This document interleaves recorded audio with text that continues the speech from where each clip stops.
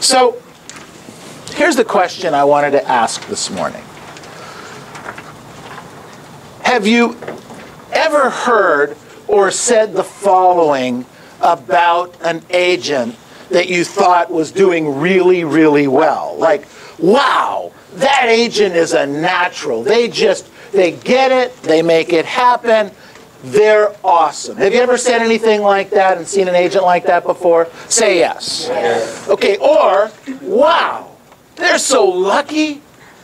I wish I was that good. Have you ever seen any agents like that? Or how about, the person is so talented in this business, it's amazing, it's a wonder that I just wish that I could do that, and I wish I could be that talented. So I want you to write down these words. Gifted or practiced. Gifted or practiced. It's the two words. Gifted or practiced. Wolfgang Amadeus Mozart. Who's heard? Wolfgang Amadeus Mozart. All right? Familiar name, great composer, lived in the 17th century. As a young man, or I guess really in his life, he died when he was 36 years old. He wrote 50 symphonies, 25 piano concertos, 12 violin concertos, 27 concert arias, 26 string quartets, 103 minuets, 15 masses, 21 operas. He completed his first symphony when he was 8 years old, and his first opera was completed by the age of 11. Gifted or practiced? Gifted or practiced is the question. Consider this. Wolfgang Amadeus Mozart's father, Leopold Mozart, was a composer in his own right. He was a domineering parent. Any of those have those? A domineering parent who started his son on an intense training program composing and performing at age 3. He was always, and his father, Leopold, was very interested in how music was taught to children. This was his thing. And he actually, as a performer, he was so-so. But as an instructor, he wrote a book on violin instruction that was published the same year as Wolfgang was born. And that book remained influential for the next 40 years in the world of music in that time. So think about this. Wolfgang, from an early age, 2 or 3 years old, was receiving heavy instruction from an expert teacher who actually lived with him. When Wolfgang published his Great Piano Concerto No. 9, he was 21 years old. By that time, he had 18 years of extremely hard and expert training. Gifted or practiced? Gifted or practiced? Interesting question, huh? Tiger Woods, whatever you think of him, consider this. The guy was born in 1975. He was born in our time. When he was 3 years old, he appeared on the Mike Douglas show, and he actually played golf with Bob Hope. He was 3 years old. At 4 years old, he shot a .48 on 9 holes at the Navy Golf Club in Cypress, California. Lived right here in Cypress. He went to Anaheim High School. Anaheim High School. And when he was 9 years old, he won the Optimist International Junior World Golf Championship. At 18 years old, he graduated from high school and went to Stanford University on a scholarship. And that's the year that he won the amateur championship at Saugus. At 21 years old, he had dropped out of Stanford to become a golf professional. He won the PGA Tour and Las Vegas Invitational and Walt Disney World Oldsmobile Classic. He was voted Sports Illustrated's Man of the Year. He gained popularity, and at 21 years old, signed a $40 million contract for endorsements. Gifted or practiced? Gifted or practiced? The rest of the story. Earl Woods, Tiger's dad, was a teacher the first half of his military career. He taught history, tactics, war games, and had been a high school, college baseball star as a youth, been high school and college. And during his summers, he would coach Little League teams that actually went on to win championships. Tiger was born of Earl's second wife, and Earl's older children were already grown. So Tiger was an only child to a man who was retiring from the military, who loved teaching. Earl said that when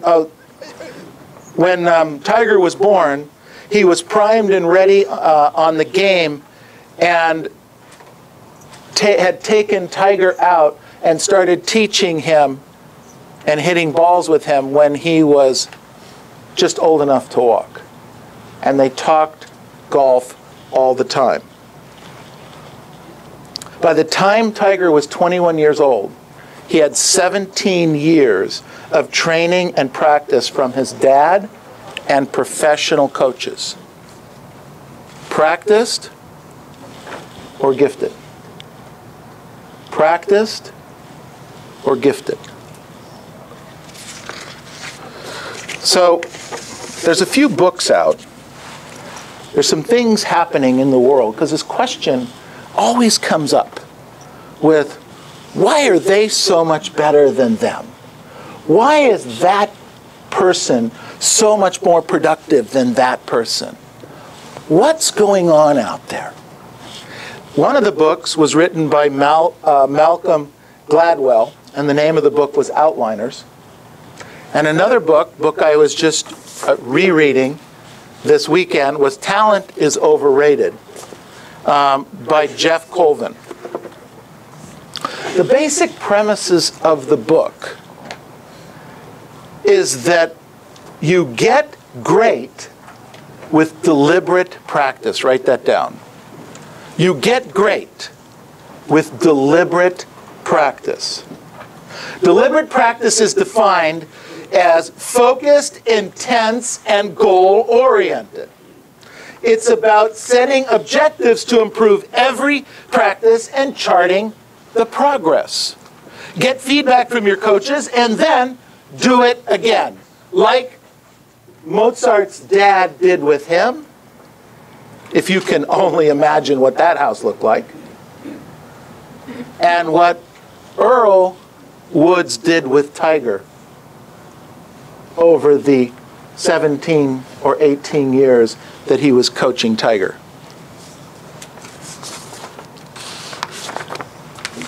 I wrote down here, simply hitting a bucket of balls is not deliberate practice, which is why most golfers don't get better. Hitting an 8-iron 300 times with a goal of leaving the ball within 20 feet of the pin 80% of the time, and continually observing results and making the appropriate adjustments, and doing that for hours and hours and hours every day, that is deliberate and focused practice.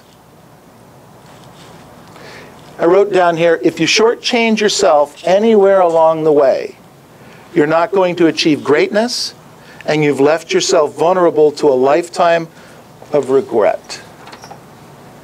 Because see, what I believe is that I believe most agents their first and second year in the business probably put some time, effort, and energy into it. Not probably, they do. And hopefully, if they're with good companies and good coaching programs and they buy into it, they get a little bit better. But after your second or third year, you don't get any better. And that's an average real estate agent. An average real estate agent has learned what they learned in their first, second, or third year in business, and then they stop learning. They practice. What do they practice? What they learned in years 1, 2, and 3. And they continually do that over and over and over and over again, and they're frustrated over time because they're not working on the things that they need to do to get better.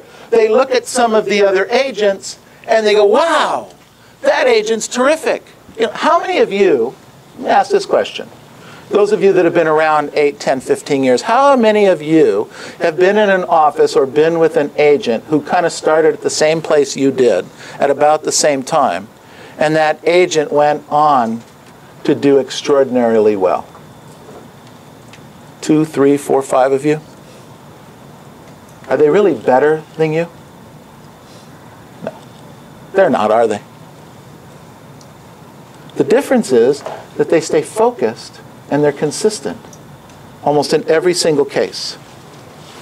Researchers, according to the book, have found that practice time and achievement are inseparable. Write that down. Practice time and achievement are inseparable. Studies of 20-year-old violinists have found the best group, as judged by the teachers, the instructors, the people who teach at Juilliard, average 10,000 hours of deliberate practice. Write that down.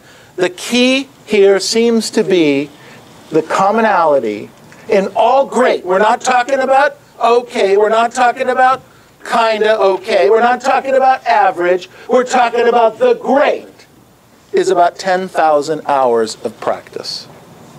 The next best average is 7,500 hours, and the next best average after that is 5,000 hours.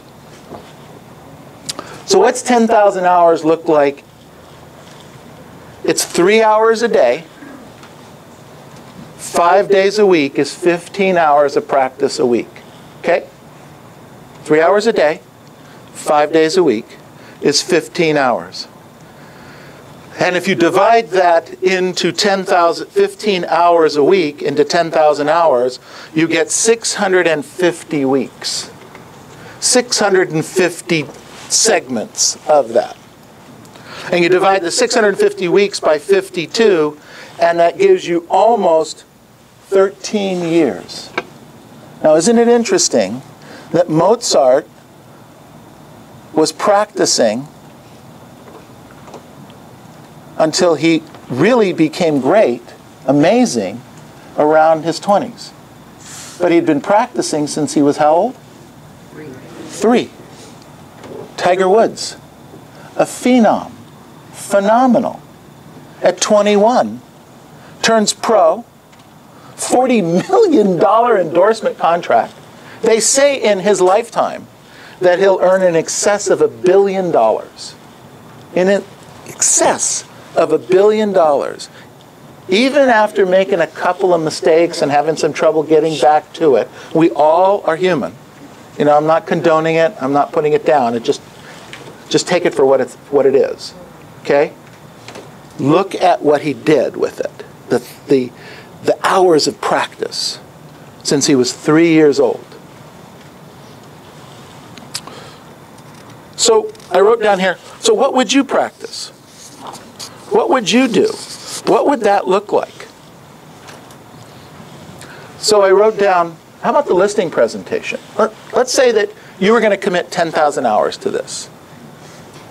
Let's say you're going to be, let me ask you a question. Including me, do you think you guys are going to be here 13 years from now? Anybody don't think they're going to be around selling houses of some sort at some level, doing loans for 13 years? Including me. Bruce, you'll be here. You'll be here. I guarantee you're here just to make sure we're here. I mean, think about it. We're going to be here anyway, right? Say yes. Yes. I mean, the plan is for us to be here. So what if we dedicated 15 hours a week to focus, intense, deliberate practice? Now, what's practice? The listing presentation, overcoming your objection handlers, learning your objection. So here's an objection. I want to think about it. Is that an objection? What if you spent 3 hours a day, 15 hours a week, for the next month? So you ended up putting in, I don't know what, 60 hours, and you wrote out every way to overcome that objection that you could think of, that I could think of, that your coaches would think of, that each other you could brainstorm, and you came up with 15, 20, 25, 30 great ways of handling that objection. Then you boiled it down to 5 or 6, and you learned those so well that anytime anyone said to you, I want to think about it, you just put a big goofy smile on your face. And, is that the best you can throw at me? Because I just spent 60 hours learning that one. I got that one. Because remember, we got to get to 10,000 hours.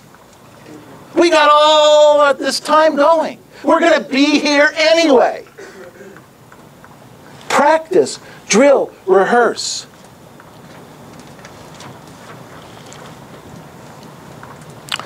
I wrote down some agents I think could be approaching 10,000 hours of practice, drill, and rehearse. Because you can't do this in a year or two. You can't preview all the properties. You can't learn all the scripts and dialogues. You can't learn all the ins and outs of the contracts. This business does take some time, right? Say yes. Yes. And we're going to be here doing it. And if you look at all the great performers, the people earning, as we define great, in excess of $1 million a year, or on their way to earning $1 million a year, you've got people like Monica Diaz, Frank Del Rio, the Scalios, Barbara and Richard, Mark and Al, Michael Ojeda, Karen Bernardi, Neil Weichel. All of those people have been in the business approaching 10 years or more than 10 years, and practice, drill, and rehearse. Different levels, different things, but they're putting the time in. Those of you that have been in the business 10 years or longer, what do you do different today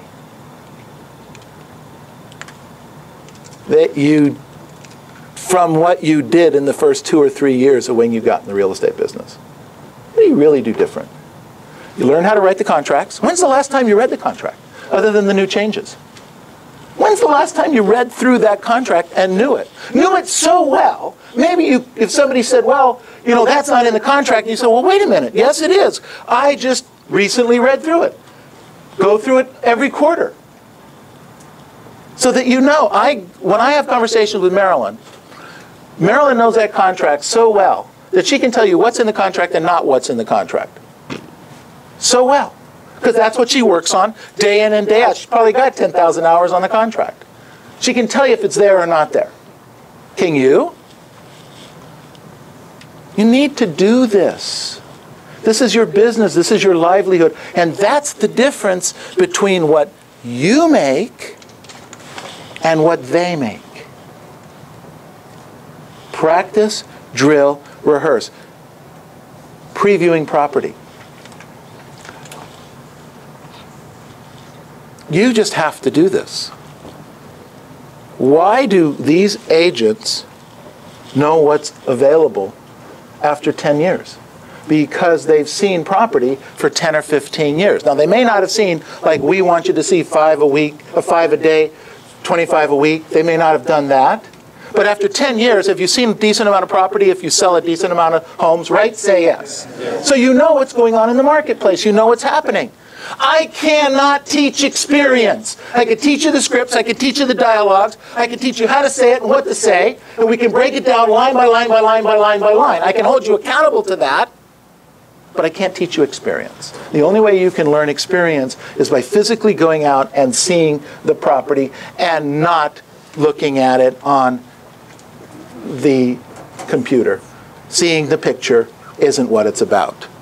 Seeing the house, seeing the street, seeing the little innuendos and the things. Let me tell you something. I don't know about you guys. When you take pictures, do you take pictures of the garbage part or the nice part? Hello? The nice part. Right. So what you see on the computer is everything that is nice. But you don't get to see the other things that are going on in the property that might be interesting. You don't care about RV parking, or maybe you do care about RV parking, and you notice that they have a big side yard, but you don't think of it in terms of RV parking because somebody would have to put a slab in and do some extra work and put a gate in, and that might be expensive. Well, to somebody that has a motorhome, that's valuable and might be willing to spend $5,000 on doing that. But unless you've previewed the house and seen what was going on and seen what was possible, how would you ever know that? You have to be at productivity school. Those of you that aren't signed up, get signed up. That's part of the practice, drill, and rehearse. That's part of your 10,000 hours. I wrote down here, typical average real estate agent, hopefully average real estate agent. They do 5 hours a week of practice. For 52 weeks, that's 260 hours in a year. 260 hours of practice, half an hour a day, 5 days a week. Everybody with me on this? Okay. So that means you only have 9,740 hours to go.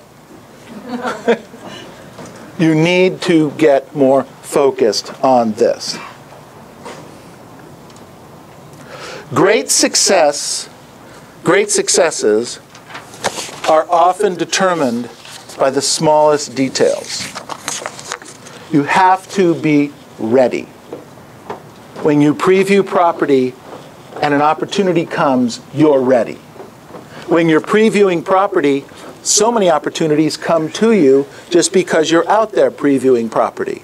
But if an opportunity comes and you don't know what to say and how to say it, and you've got that opportunity sitting right in front of you, they want to list the house, but the natural knee-jerk reaction of everyone just prior to signing a contract is, I want to what?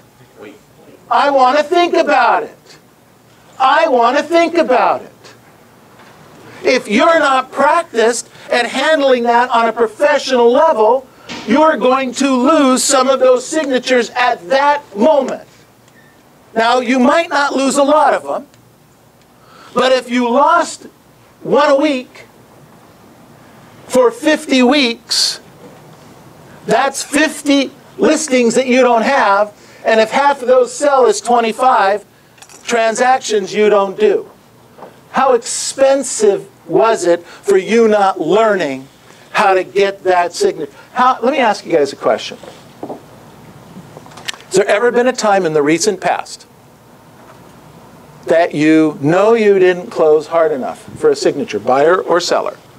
Okay? You were right there and you didn't push hard enough, you didn't have all the details, you didn't follow through on the closing, you let it go, you closed once, you didn't close 2 or 3 times.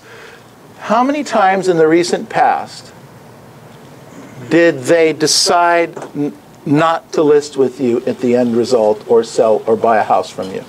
You could have had that signature right then. I'll bet you every one of us in this room in the recent past has had that happen to us once. Well, this room's got 100, 120 people. That's 120 transactions. I don't know about you, but I really could use that money. Am I making sense here?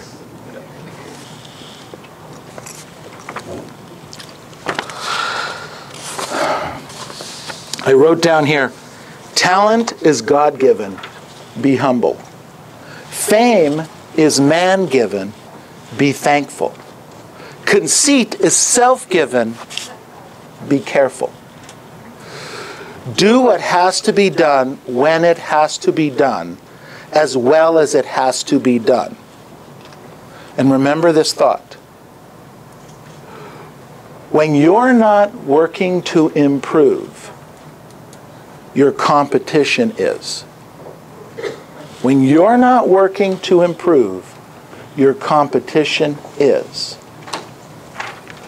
And you know what's going to happen when you meet them and they're an improved competitor? You're not going to get that sale, you're not going to get that listing, and you're not going to know what hit you. Opportunity is yours. The time is now. I say to you always, today matters. What actions will you take today to move your practice to a higher level?